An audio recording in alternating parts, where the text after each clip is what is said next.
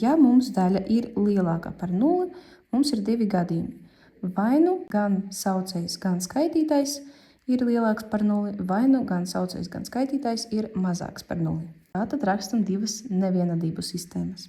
X plus 5 lielāks par 0, 1 minus x lielāks par 0, vai x plus 5 mazāks par 0 un 1 minus x mazāks par 0.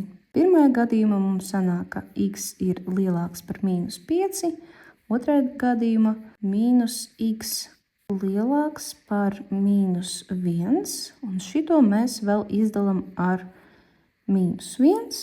Sanāk, ka x lielāks par mīnus 5 un x mazāks par 1, jo, kad mēs dalam ar negatīvo skaitli, zīme mainās uz pretējo.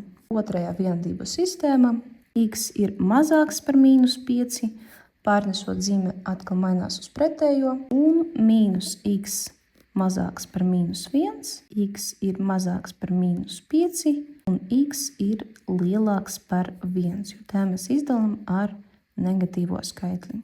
Tālāk uzskicējam divas x's, kur atliekam mūsu punktus mīnus 5 un 1. Punkti ir neiekrasoti, jo zīmes ir stingrās.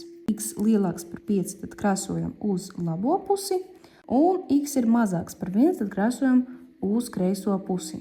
Te mums ir x mazāks par mīnus 5 un lielāks par 1, tad te nav kopējā intervāla, tāpēc atbilde būs tieši šitais intervāls. Tātad x pieder no mīnus 5 līdz 1.